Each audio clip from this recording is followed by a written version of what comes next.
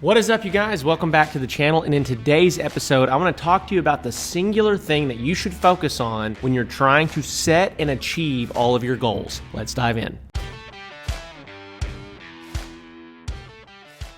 All right, well, as always, grateful for your time and your attention. Glad that you're here. Hopefully this channel has benefited you, has helped you implement some systems, some things into your woodworking business, into your life that has improved everything that you're doing. So that's my hope, that's my goal. That's why we create this content. So if you have checked out more than one video, make sure that you like and subscribe so that we can continue to put things in front of you that are gonna help you achieve your goals in your woodworking business. So with that being said, I wanna talk to you today specifically about lead and lag indicators. So what is a lead indicator and what is a lag indicator and why are they important, especially when it comes to setting your goals? When we talk about lag indicators, this is what most people use to set their goals.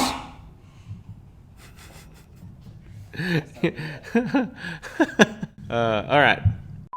So lag indicators, the thing about lag indicators that are so interesting is because this is the main thing that people tend to focus on when they set goals. I want to achieve X, I want to achieve Y, I want to get here in this amount of time, I want to do these sorts of things. So first of all, if you're setting goals to begin with, congratulations, you're in the top 5% of people. Most people don't set any goals to begin with, but just setting goals based off of lag indicators is not a good idea, and let me tell you why. So prime example of like a lag indicator is I want us to sell $100,000 worth of furniture this month, or I want to sell $20,000 worth of furniture this month. How do you arrive at that number? How do you arrive at your goal? Well, it's by other actions that you take. And so whether or not we achieve that goal, it's going to depend on a lot of other things. Number one, if you're setting goals, that's the first step. Number two, you probably need to set a lag indicator type goal, a big picture goal for what you're trying to accomplish. But then you basically need to break that down and look at lead indicators to accomplish the goal. A lot of us just feel good by setting goals, but one of the main things we need to do is we need to look at our lead indicators and we need to figure out how are we going to actually tangibly accomplish this goal. And so a lag indicator says I want to sell $100,000 worth of furniture. The lead indicator would say, okay, based on that, how many sales do I need? And then once I know how many sales I need, how many people do I need to talk to in order to get that many sales? Then how much money do I need to spend in advertising to generate that many conversations? So that's how you break down from a lag indicator to a lead indicator. So basically what it allows me to do is set my advertising budget to drive enough conversations or enough leads to my business. Okay, I know my average order value. So I know, let's say my average order value is, just for easy math, $5,000. I want to sell $100,000 worth of furniture. Well, I need to sell 20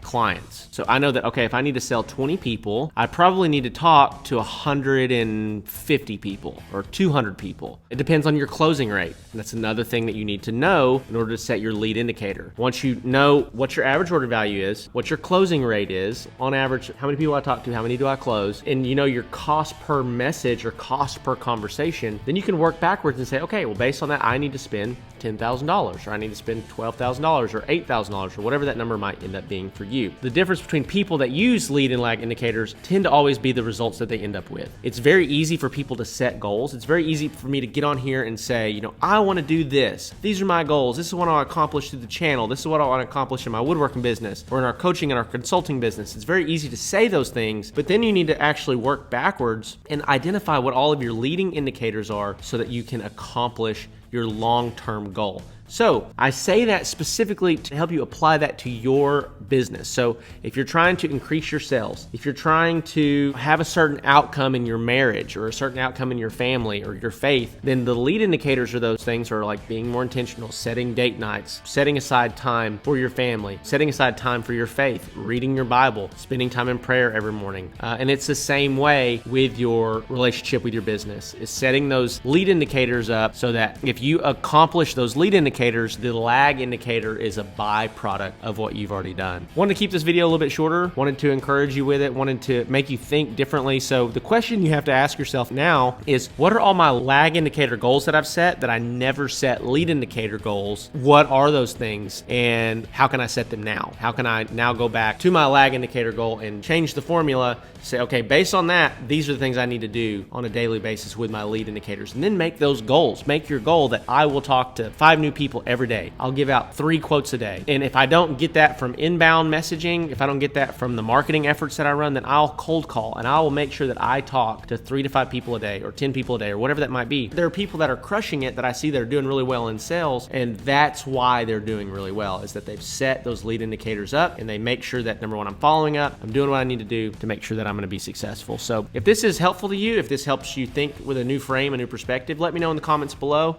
Make sure to like and subscribe. Check out the resources we have for you. We've got a totally free 90-page ebook. Probably over 600 or 800 people have read that book up to this point. We've gotten a ton of feedback on it. It's just a free resource that I give to my viewers and my listeners. And then be sure to check out the Handmade Hero Academy. And then also, if you're ready to scale big time, you're ready to take it to the next level, be sure to check out the Woodworking Business Accelerator program. And with that, love you. I'll see you in the next one.